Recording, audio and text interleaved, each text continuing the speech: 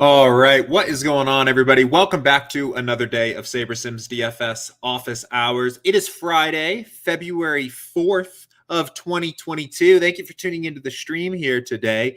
We've got a few interesting questions. Should be a good stream here today, so we'll dive in here in just a second. But as always, before we get started, if you have questions for me, go ahead and pop them into YouTube chat or pop them into the Office Hours channel on Slack, and we'll go ahead and start diving in here in just a moment. Before we get started, I slept terribly last night on my neck, and I'm all stiff here on this right side. So if I look a little weird up here or look a little stiff today, that's what is going on. My neck is just like so tight. I don't really know what happened here. So I think I did some checks before the stream started. It looks like everything looks good, at least visually, even though I'm not feeling so hot myself. But thought I would mention that just in case I do look a little bit funny or you see me wince at some point halfway through the stream. But anyway, healthy enough to do the stream today.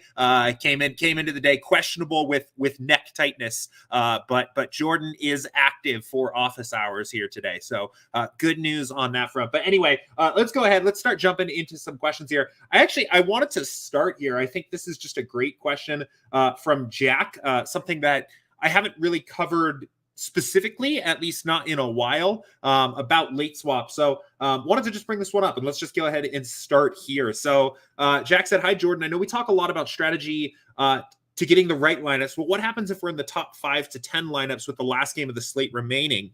What kind of strategy is good to use to block someone or use to optimize your lineups? And I think this is an interesting question. I talk a lot about, more broadly speaking, things to do with your lineups when you're late swapping, in particular with the sliders. And if you've seen some of the other streams where this has come up, I talk a little bit, if you're having a night that particularly feels like kind of a floor outcome, maybe a bad night, cranking up your ownership fade, cranking up your diversity or your variance to win back some min cash equity can be a good strategy. And I mentioned too, on the other side of that, if you're doing well, in general, turning down the ownership fade slider, turning down the variance settings can be a good way to kind of just increase the ceiling of your lineup at that point. Right. Typically with the idea that, maybe some of those low owned plays in your lineups have already had their ceiling outcome. You're already in the top 1% from there. You can, maybe just jump into more overall higher projected plays, right? That's kind of the idea there. But I haven't really talked too much here about this specifically when you are, maybe you're not necessarily just having maybe you're not having like a ceiling outcome on the whole, but you have a single lineup or a set of lineups or something like that is legitimately like in a sweat to pick, right? Is there anything we can do strategically from there? And it's interesting. And I think, what Jack's talking about here with blocking, is interesting. It kind of goes both ways here, right? If you're in that kind of top 5 to 10, you have like a legitimate sweat. You have some interest in blocking the people that are behind you, but also some interest in lapping or jumping the people in front of you, right? And there's this interesting mind game here of theoretically, late swapping around and everybody's kind of moving. And I think other sharp players that are at the top of the tournament might be thinking about kind of the same thing. And you have this, while you may be trying to jump from, let's say you're in third, right? You're trying to jump second and first. You're also trying to block every other person in the contest, and especially, the people that are maybe in the top 25 behind you. But let's talk about like a little bit about what the idea would be here. So, there's not necessarily so much of a one size fits all rule here that I could say that you could do, right? This is going to be something that kind of takes some nuance. But the idea here is that when we get down to say, just the final games on the slate. So for tonight's NBA slate, there's 2 games at the 8 o'clock window here in my time. Once you know and have a sense of all the other players in lineups of the people that are all kind of in the tops, you can kind of start to get a sense of what are the other possible players that are in the lineups around you, right? By, going in, seeing what players have minutes remaining, or what lineups have minutes remaining, what lineup slots aren't used in their lineup yet, and about how much salary they have yet left. And, that combined with a sense of just what the slate looked like and the ownership projections, you can kind of start to predict pretty easily what players people might have. And then it gets interesting, right? There's, I think, some interesting challenges or some interesting questions about what the pivot spot is, right? Here's a decent example, right? So Nurkic and McCollum, if you have kind of a general sense, right, that, let's say you're comparing 2 or 3 lineups that have the utility spot open with around 8,500 salary left, right? You can kind of get a sense here, assuming that you believe that the SaberSim projections are in line with what is elsewhere in the industry, that Nurkic is probably going to be more popular in those lineups by default, right? So let's say, just because of the way that your sims work, you've got McCollum, right? There's an interesting question here of, if you are, let's say you have a very similar lineup, you're in second place and first place is right in front of you. You guys both have a utility spot with about 8K left, right? You can kind of guess here that, maybe you've both got Nurkic, right? Assuming, again, that he's projected higher around the industry. And with a 5-point projection bump, I would kind of assume that he is, right? So you have some idea there of pivoting to McCollum to swing for first place. Now, when you do that, you also probably distance yourself from a lot of the other lineups in the contest and expose yourself to getting caught up by somebody that's already behind you, right? So it's kind of a high risk, high reward strategy where you give yourself an opportunity to not be blocked, but then you can no longer block the people behind you. So some of this depends a little bit on payout structure, right? If this was the fadeaway, right? The $15 fadeaway, first is 100K, second is 30K. It is almost certainly to your financial benefit to swing as hard as you can for first place, because it's such a dramatic swing just to take even second, right? You have $70,000 of equity that you potentially stand to gain, right? And you're kind of incentivized, I think, to make that move. The other question too here is, it's easier when this is 45 and 40. What if this was 35, right? Then it starts to get interesting. Then actually, I guess Tobias Harris is in play even here. But if you have the same situation here, but these guys are projected for 35, right? Gets a little more interesting. Are you willing to take a 10-point drop in projections to gain potentially $70,000 in equity from making the jump from second to first, assuming you are fairly confident that the other player in first has Nurkic, right? So ultimately, I think the things to kind of consider here is based on the payout structure of first of all, the first thing you want to do is, if you've got a sweat, you're in that, I would say, really, this is something that I'm only thinking about doing when I'm like probably top 10, top 15, top 20, like a legitimate sweat to win the contest. I would, look at other lineups around you. Try to get a sense of what players are still available, what players can still be used in the contest, what salary is available, what positions are available, and look at the payout structure of the contest and figure out, kind of financially speaking, what does it make sense for you to do?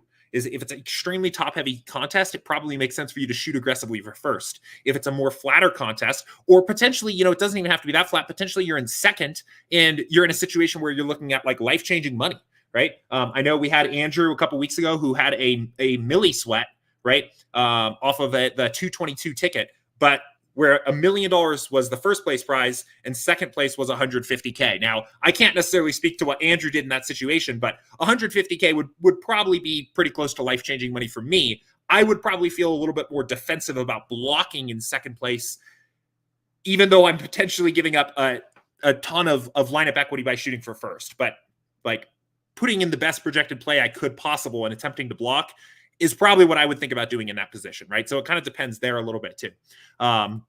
I guess finally, the last note on this before we move on that I would say is this is definitely something that I would only be doing on the extremes when you've got like a really legitimate sweat. And remember that, especially, in this particular case for this slate tonight, at the last lock window, there's still 4 teams left to play basketball. There's still a lot of players left in the player pool.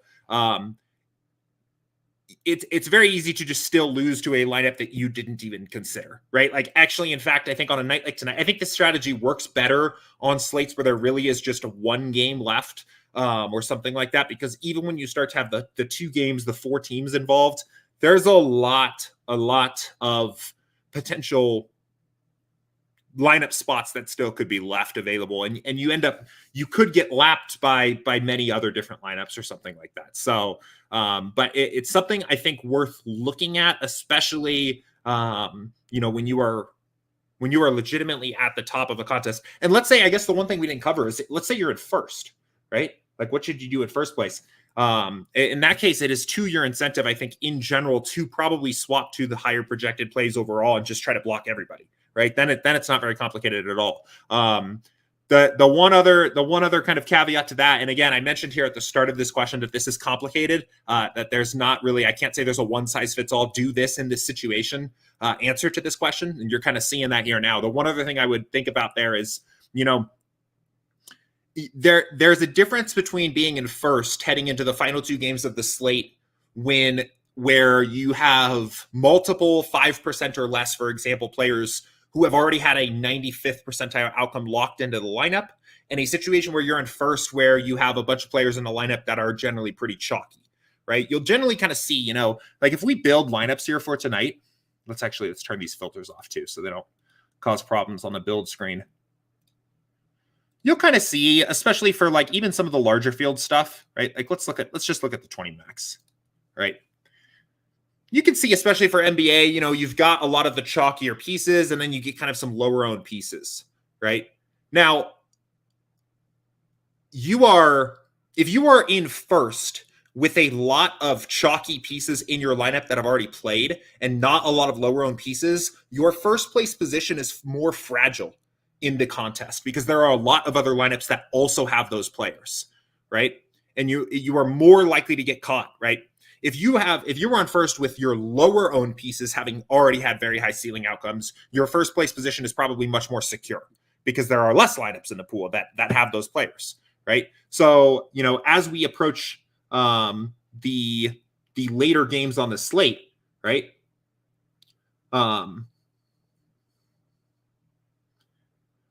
This is a decent example, right? Because we know Nurkic is playing in the late game. Gordon's not, but Nurkic is, right? So if you have this lineup and as you're approaching the end of the slate, this is the lineup, and you're having a top one. Well, I don't even want to say top 1%, a top 0.1% outcome. You're in, the top 5, first overall, something like that. And all of these players have already played, right? There's a greater percentage of overall lineups that have something similar or have some combination of these players that have had their ceiling outcomes, and it makes you more beatable. In this kind of lineup, it might be to your benefit to still play the lower owned Nurkic, right? I guess Nurkic in the previous example was the higher projected play, but the point still stands. It may be to your benefit to still retain the lower owned player to give yourself a shot at maintaining that kind of fragile first place. Whereas if you've had a lineup that already kind of has realized its equity, right? It's low owned play, right? A lineup like this, maybe, for example, right? If you get 1% owned Nick Claxton goes off, and Aaron Gordon at sub 10% goes off, and as you're approaching the later games on the slate, you're in first. I don't even know if this lineup has late swap flexibility in it, right? This is a lineup that you would feel much more secure about if you got that, 45-point outcome from Claxton. So a lot to think about here. Again, kind of main things I think it comes down to is taking a look at the other lineups at the top of the contest and see how they're performing, how much salary's left, what kind of players are available in the lineup. Look at the payout structure of your contest and figure out, is it financially in your favor to chase first or to block, depending on where you sit in the particular contest, right? And then, finally, if you've kind of decided that, it makes more sense to have more of kind of a blocking stance, and provided that you've realized some of your equity on your lower owned plays in the lineup already, pivot to higher projected raw plays where you can, right? Maybe even higher projected own plays. And if it's in your favor to chase, then pivot to maybe make similar salary pivots to the lower owned, maybe slightly lower projected play to do that. So, but good question, and one that I haven't really had a chance to kind of talk about in detail too much. I guess last note, this will be the last note we move on. I think this works really well for basketball, in particular on slates where there is just a single game left. I don't even know if this is really possible in baseball, really. I think you can kind of do it, but in a baseball contest, especially large field, there are virtually some lineups that have stacked almost every single team on the slate. And while you can still, maybe tweak things around and maybe make subtle changes, it's really not over in baseball until it's over. And, being in first with one game left on a baseball slate, if you've had a baseball sweat before, means virtually nothing, just because of what the potential upside of basically any given team on the slate is any given night. I think this is also harder to do in football because in the afternoon window, there's always still typically quite a few games left to play. So it's difficult to say, yeah, I'm crushing it after the early games, I'm going to block for the late games, and while you can do that, if there's 5 afternoon games or 4 afternoon games or even 3 afternoon games, there's so many players left to play. You can pivot your lineup that's having, that's holding down first in your NFL contests to the higher owned wide receiver, the one left player you have left in your lineup. But you're not really you're probably not really blocking as much as you even think you are because of how many just pure raw players there are left to play. So I think this strategy lends itself really well to doing in basketball because there are a lot of slates where there is a late window or a single game left at the end of the night that you can actually act on, that you can identify what players are left to play and you can kind of act on intelligently. Because it's not event-based and the correlation is low, it's a little bit easier to do this on a per-player level, and there aren't a lot of lineups that will just have a enormous game stack of the final game on the slate. So I think this strategy works very well in general for NBA compared to other sports. So, but good question. Good question. Cool. Interesting. Actually, okay. Yeah, cool. I got confused. Interesting question from GDS Dog here. Was thinking about this one a lot this morning. He said, how would you rate/rank the different sports in terms of how tough/soft the field is? This is a tough question. I was thinking about this a lot this morning, especially because the way the question is written, it says how soft or how tough the field is. I think there's also the other component of this is how much edge can you actually get in the game, right? There's kind of different sliders here almost of like what can be the most profitable sports for you, right? There's the question of how well does the field play, right? There's also a question of how much skill expression is there in the sport? How much of an edge can we get against an average opponent, right? And then I think the final question is, what do the contests themselves look like, right? How easily can we seek out the softest opponents, right? And then I think it gets kind of complicated. And I'll give you kind of an example of what I mean. So let's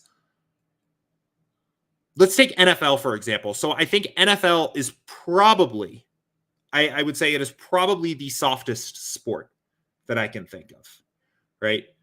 It is a sport where, looking at these things, I already forgot what the first thing I said was, but NFL is a sport where it's very easy to get an edge. It is high correlation sport. It is a sport that is high variance that you can often take advantage of from an ownership standpoint, right? Correlation is huge. Correlation really kind of just lets us get an auto edge. There's also good late swap opportunities in NFL. So it's a sport where it's very easy to get an edge. When we talk about the value of the simulations, right, all the things that SaberSim allows you to do, it is very easy to talk about the benefits on the NFL builder in particular because it's so easy to get an edge in the sport.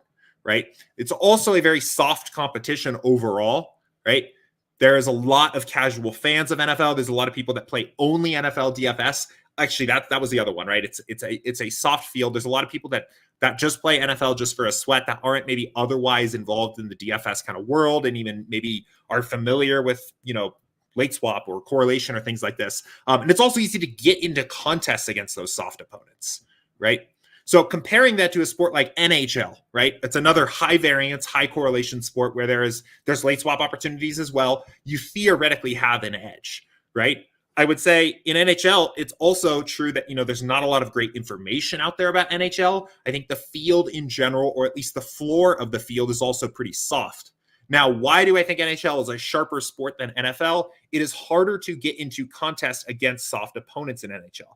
There's still a ceiling, or the sharpest players in NHL are still there, right? NHL sharps. And the contests that you're going to be playing, right, because they are lower effective entrants, the impact of those sharp players is much bigger on the rest of the contest. So even though it's a similar high correlation, high variance sport where you have a late swap opportunity and it's very easy for us to get an edge, right? And theoretically against a field that is generally maybe a little bit softer, I think NHL is way sharper than NFL because it's harder to get into those contests where you're kind of giving yourself an opportunity to maximize your gain against the softest people in the contest, right? All these things kind of play together, and it makes it kind of hard for me to say I would just rank these things and come up with where I think things are softer or harder. And again, I can only kind of speak to, maybe some of these more major sports overall, right? I haven't played every single kind of sport in the lobby. And some of the more niche sports and some of the things that we don't have necessarily full support for right now are difficult to kind of rank in there for me. I do think NFL is by far the softest DFS sport. I think this gets kind of hard. I'm going to just do the major sports. I think MLB is probably next. It's tough. I think MLB and NBA are kind of close to each other. I think there are different edges. I think in baseball, you just get that. There's still not enough people stacking in baseball. That is probably the biggest single edge in baseball. There's also way too much ownership on the highest projected plays, mostly stacks and hitters on any given night. So it's easy to get an edge there. In NBA, such a minority of the field, such a very small percentage of the field is actually late swapping and late swapping well. And it's hard for me to decide where the edge is there. I think they're both close. I would also maybe kind of throw in then that's probably where I would put something like NHL and then golf, which I think golf is very tough to beat. I think some of that is just because I think golf is one of the sports that is hardest to get a big edge in, right? I don't know if it's necessarily a sport where, the field is just like very sharp or anything like that necessarily. But I think it's difficult to get an edge in golf because Vegas odds are pretty good. The salaries are priced based on Vegas odds, and ownership generally kind of follows the salaries pretty well. So it's difficult. There's also very little correlation, no real late swap opportunities. I think golf is probably the hardest to get a reliable edge or the hardest to beat over the long term. So I would say something like NFL, then football and baseball, NFL, then NBA, MLB, then hockey, NHL. I'm mixing these up, mixing up the leagues and the sport name, and then probably golf, I think is probably how I'd rank them. I think if you wanted to put MMA and esports and things like that in there, I think those are sports where there is not a lot of good information out there. I think those are sports where the field in general, it's similar to kind of hockey. The field, I think at the floor level, the softest opponents in those lobbies really are making significant mistakes, but there's still a very sharp subset of people that are playing those and winning a lot of the equity that's out there in those contests, right? So those ones are kind of difficult to place. But that's kind of how I'd rank at least the major sports. So, but interesting question here. Was definitely a fun kind of thought experiment. This is one that, is not, I am not the,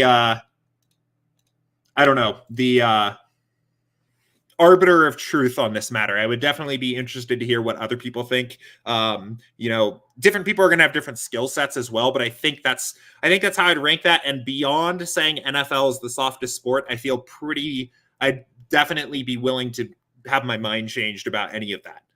But I think most people would probably agree that NFL is going to be the softest playing DFS sport. So, but good question. We have some water here drying up. And let's get into the next question. Cool. We did have a question from JSJR here about our partnerships.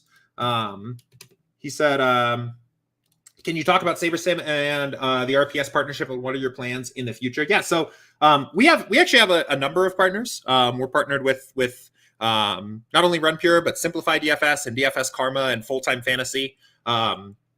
And yeah, our partnerships, if you like the content that any of these sites provide, or like their projections or core players or anything like that, you can basically sign up for a subscription with these sites, add SaberSim on as an add-on to that subscription, and get their content pulled in directly into the app, their projections, cores, etc., things like that. So yeah, we're excited about all of our partners. I think they all have interesting and pretty cool content. All offer kind of different, unique things there. So, yeah, I think I know I was on the stream with RunPure yesterday. I'll be on a stream with Simplify today. So you may have seen me elsewhere around in the industry. I'm sure you'll continue to see more. So, looking forward to it. But anyway, we'll move on from there. If there's any other questions about that, just let me know. But and then T-Pick has a question about NASCAR. And he said, with NASCAR approaching soon this weekend, what is the status of using SaberSim? I noticed there are no projections or ownership in. What would be the advantage of using SaberSim over another optimizer if I load projections and ownership? Excuse me. At the moment, there isn't. There isn't anything that's different. For sports that we don't have projections or simulations for, we'll load the slates up exactly as you saw here. You can upload custom projections, right, and build lineups, but you will be using the tool basically as if it was a traditional optimizer. With that said, we are actively working on NASCAR sims right now. It is in progress. It is our goal. I said this the other day in Slack. We are cautiously optimistic that we'll have, I would say, full sim support for NASCAR by Daytona. I don't know. I'm not making a guarantee there, but we are cautiously optimistic that we can hit that goal. That is our goal. I know DraftKings has a milli for the Daytona 500, so we are hoping to have it ready by then. At that point, you will get all the benefits of the builder as you do in other sports where we have simulations. So you'll get to pull directly from those simulations when you're building your lineups. We'll have kind of the full ranges of outcomes of different drivers, all that great stuff. So at the moment, though, for NASCAR, and if you ever pull up soccer or anything like that, any of these sports where we don't actually have projections, you are going to be, and if you upload custom projections, you'd essentially just be using the builder as if it was a traditional optimizer. So, but good question there. Reed asks a question here. Let's see. About ownership. So let me go ahead and get this one pulled up.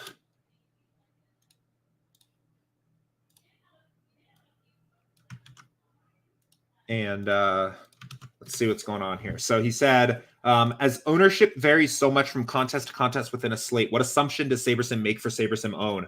More specifically, your leverage may come out the same for a single entry or GPP, but in reality, they will be different, right? Yeah, good question. So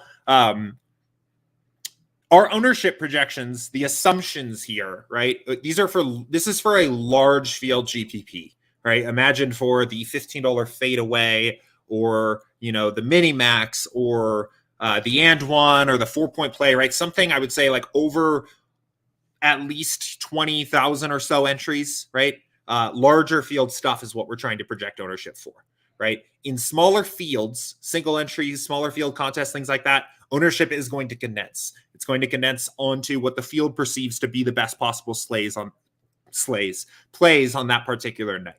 So if you are playing a single entry, right, some of the, there's an interesting line here where let's just say these ownership projections are right? Like they're like perfectly accurate, or we have let's assume they're perfectly accurate for a large field GPP, right? It's likely that a lot of these plays at the top end here are going to come in higher owned than we're currently projecting, right? So if Sengen is going to be 23% in the large field stuff, he might be 40% in the single entries, right?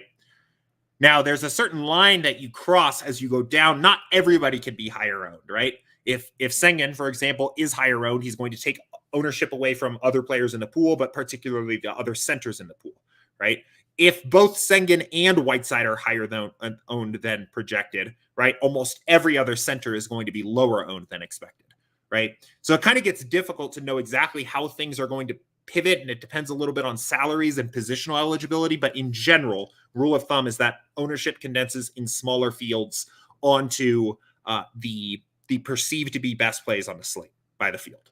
So when you're thinking about this, again, it gets interesting. You get down to a certain point here, and these guys at the top might be higher owned, right? So if you're trying to get positive leverage on Sengen in a small field 3 max, you may need 100% to own him, right? But as you get down here to some of these other players down here, these ownerships might actually be lower, right? Especially at similar positions, right? Horford, even though he's a 13%, maybe higher than average owned player in large field stuff, might be lower than average in the smaller field stuff, right?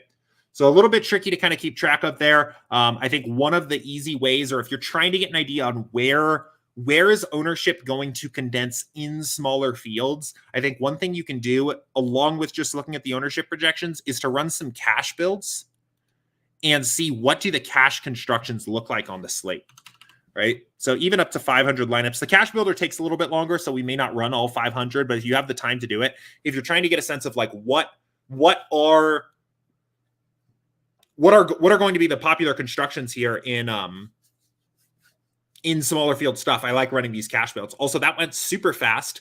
I forgot to mention, we pushed an update to the builder yesterday, courtesy of Alex on our team, that improved build speed dramatically. So that really blew by, especially on some of the builds that, maybe you put some limitations on the builder or things that otherwise maybe used to have slowed things down.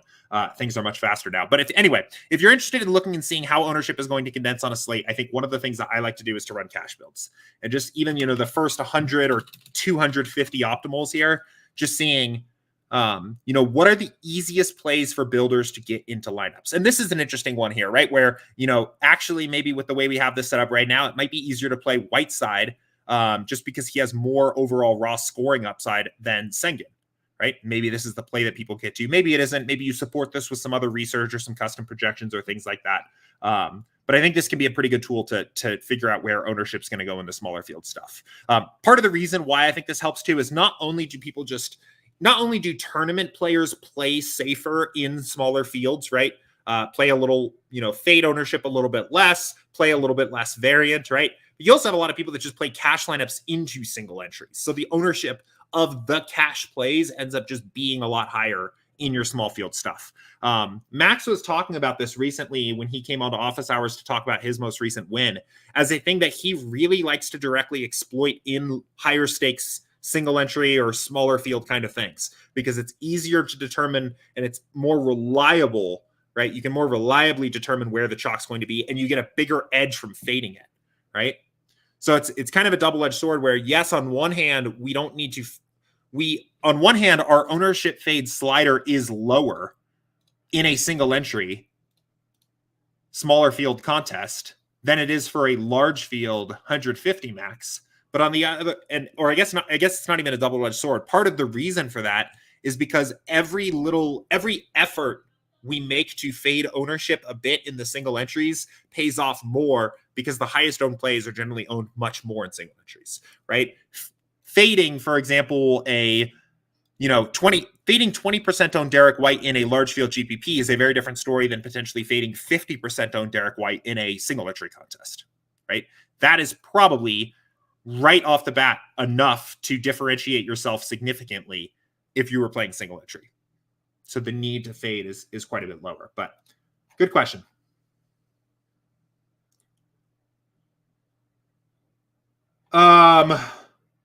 Cool. Let's keep it going. Good question from Tariq here. And we were talking about this a little bit in the NBA channel this morning. He said, when building NBA lineups, I always feel like I need to have somebody playing in the late games to cash. Is that a bad approach? The game start time does not affect the projections of a player. And for that reason, there isn't really an incentive, all other things being equal, to prioritize a player playing in a late game, right? There's a kind of a cognitive dissonance here of, as you are watching the slate, if you are sweating the slate along, right? If you have a concentration of players playing in the early games, you are going to always kind of feel like you have this sense of getting caught up to by players playing in the late game.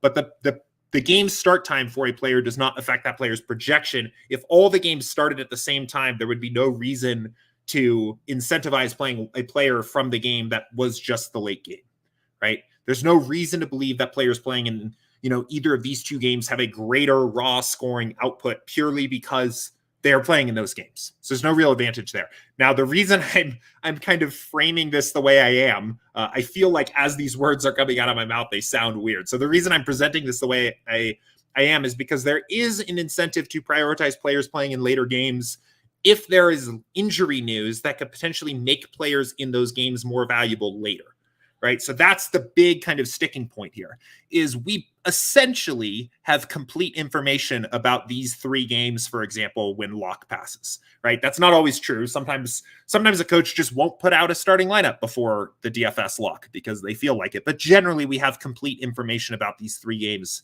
at lock, right? We have incomplete information about all of these other games here. So if we go into lock and Hassan Whiteside, for example, is actually questionable, right? we have a situation where, yes, we have projections given the information we have. Or actually, this is a great example where we have 3 questionable Jazz, right? We have incomplete information about this game because if any of these players are to be ruled out, all of the other players playing in the game are going to be projected for more. So in this case, it would probably be to your advantage to boost your exposure to this game, or to players playing in any of these 4 games, to give yourself the flexibility to adjust to information later as it comes out. But if there's no news, right? Is there any other questionable players, significant questionable players? Actually, let's not do ownership, right? But if there's no news, right?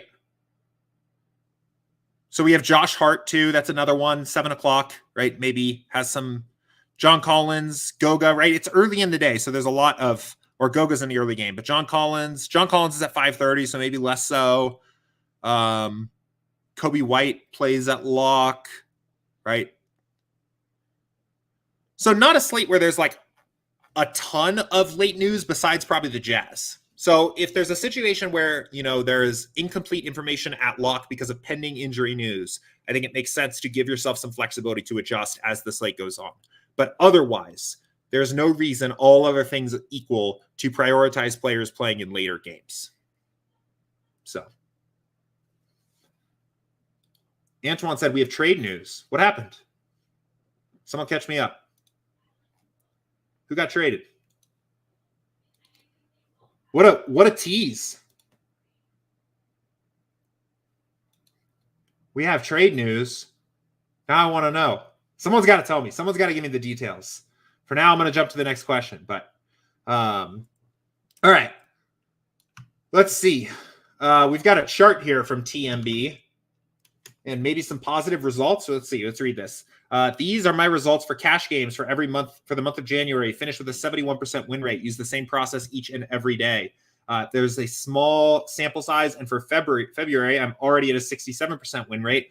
Would you say this is a long-term process? This chart is for NBA, but I've used the same process for MMA and PGA. I don't know. I'll take a closer look at this and see. This is. It sounds like you said you were playing cash games.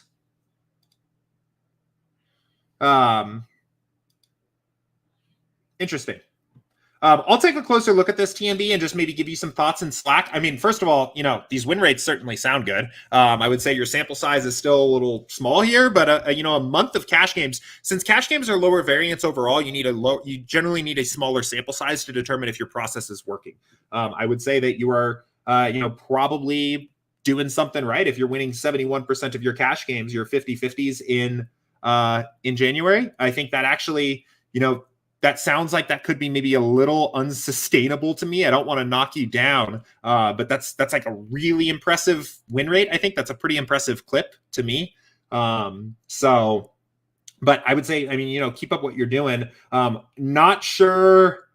I think NBA cash, with late swap and just the fact that, not all projection systems are great. I think there's probably a little bit of an edge there. I'm not sure if I could be sold on MMA and golf cash games. That sounds tough, man. I don't know. I don't know if I'd follow you onto in terms of something that I would invest my money in. I don't know. I don't know if there's golf, especially. I'm not sure there's an edge in golf cash games. Maybe MMA. I could see MMA people playing inefficiently there. But I don't know. I don't know if I'm sold there, but for NBA, I think this is great. I think this is probably sustainable. But Brandon said, yeah, 70% is high. I'm looking to cash anywhere from 60 to 65%. Yep. And I think you'll probably find that as the sample size, gets bigger, that you maybe regress to the mean a little bit there, but it sounds like you're playing sustainably here. So yeah, looks good. All right, let's see. I'm getting the trade news here. Covington and Powell to the Clippers for Bledsoe, Winslow, and Keon Johnson. Cool. Sweet. Are there any picks involved there? I like the Clippers side of that. If there's no picks, I'm sure there have to be some picks in there. But assuming it's just the players, give me the Clippers side of that. But I don't know. Cool. I'm excited. Trade deadline's fun for NBA. It's probably I think it's got to be like the most exciting trade deadline. Everybody gets all hyped up for the NFL trade deadline every year, and nothing ever seems to happen. Maybe from just like apart from like one trade. Lionheart says a second round pick Blazers get. Okay, gotcha. Yeah, no, it evens it out, I think, a little bit more. I don't know. I still say probably give me the Clipper side of that, but I'm kind of a Norman Powell fan. So, but Sean says, so no Covington and Powell tonight. Yeah, the Blazers are on the slate. The Clippers are not, right? Yeah, no Clippers. So, probably get some pretty decent Blazers value here. So, cool. All right, let's keep going. Ryan said,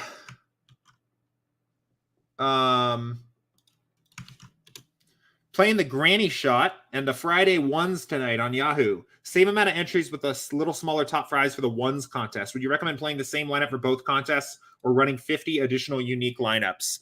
Let's go look at them. It's going to be up to you, though. Like, I can tell you what I would do, but it is going to be up to your personal risk tolerance. I think. So same number of contests. I would just play the same. I would just play the same lineups in both. They're so similar. If you were going to play unique lineups in both, you might as well just play 100 lineups in one, right? Like for the same reason, I don't want to. Let me think about this. Yeah, for the same reason that I don't want to play more than 57 hypothetically lineups in either, I wouldn't want to uniquely fill 57 lineups in both, right? Because you're spending. I mean, I guess in theory, this is kind of complicated. In theory, because they are different contests, you could hypothetically come up with unique lineups in both contests that could both potentially win first. Whereas if you're entered. Okay, now that I'm talking through this, now this is interesting. I would still rank fill them. I would not talk you out of uniquely filling them if you wanted to have a greater overall chance at realizing some of your equity on this slate. Using unique lineups in each contest is going to give you a greater percent chance at winning back some of the equity you have on this slate.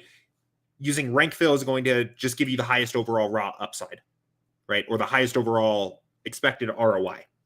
I would probably use a rank fill, but separating these into two different contests does help prevent you from theoretically stealing your own equity, because you could hypothetically place 1 through 57th in both contests, in theory.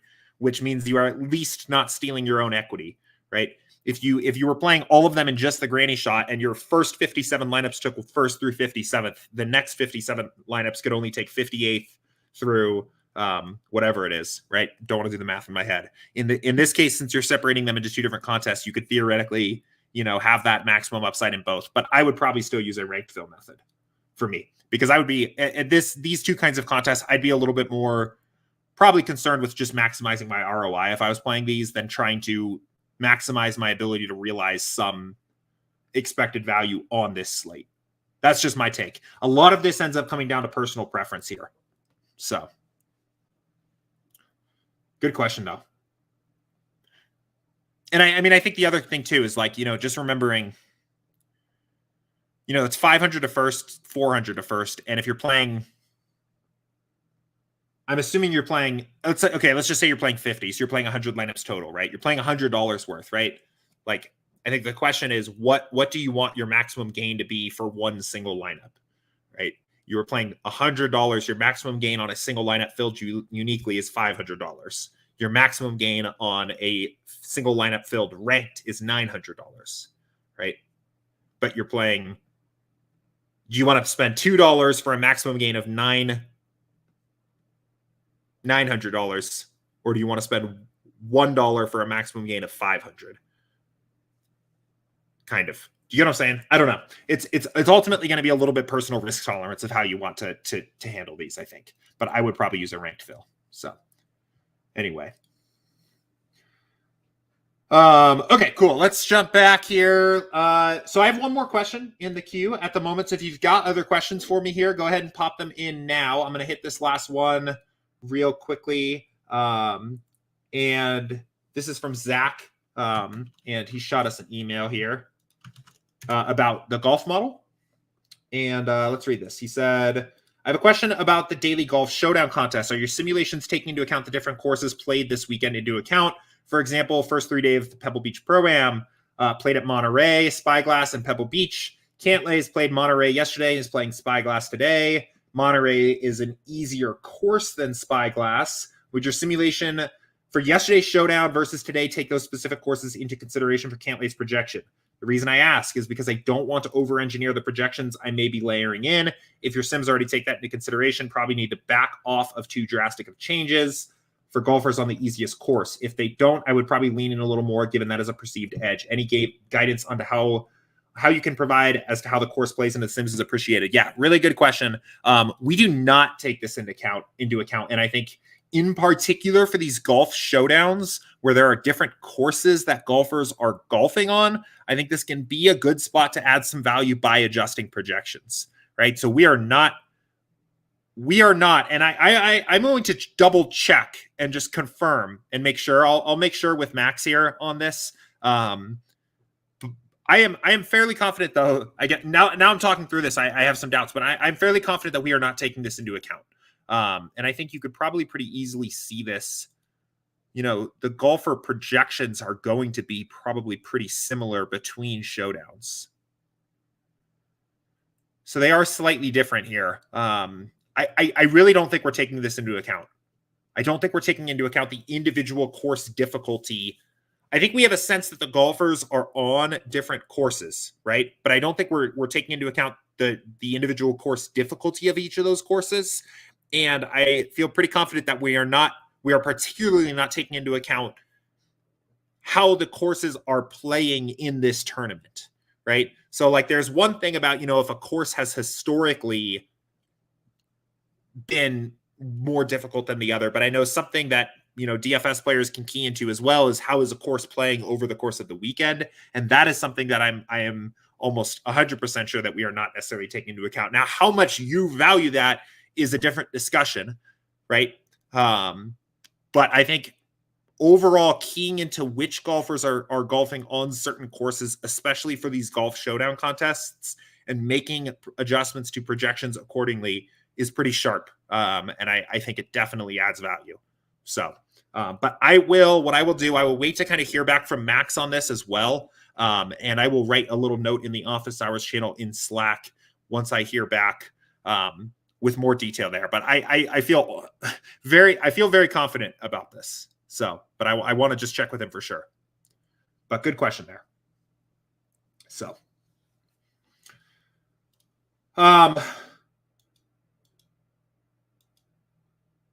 cool. HC says, let's hit this question here. Can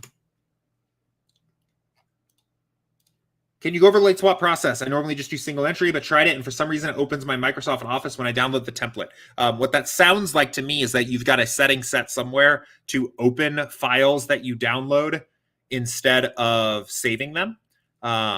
So that's okay. What I would recommend, so let's see. So when I click this download template file from DraftKings, you'll see up here in the upper right, it's going to like save this file. Well, actually for me, let me actually show you guys my full screen here real quick so you can see it.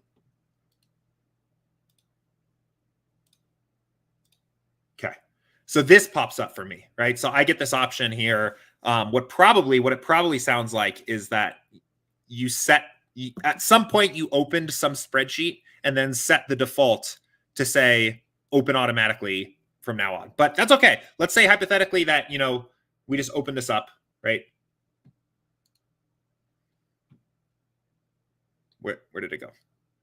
Okay. So now Excel, wait, there it is. Okay. So here's my entries file, right? So let's just say it just opens instead of saving. All you need to do here, I would say, is just save the file, right? So just go in, click save it somewhere, and then upload that entries file here. I I didn't save it. So I'm gonna download it again and save it again. But then you would upload that entries file here and then go forth and do your normal late swap process, right? So you would fill, in this case, fill the lineups, get some lineups in here.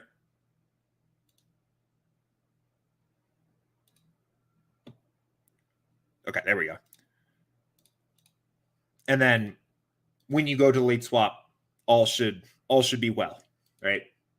So, I don't know what browser you're necessarily on. I would say, if you just open the CSV, you can just save it yourself. But I would also say, if you can go online and Google how to change default settings for downloaded files or something like that, you should be able to change that default. So, but all right, cool. I think we're going to go ahead and leave it there. I don't see any other questions that have come in. So thank you, everybody that joined here today, participated, asked questions. Of course, big thank you to everybody that, just watches and listens to the show and everybody that watches and listens to the recording after it goes live. Appreciate all you guys.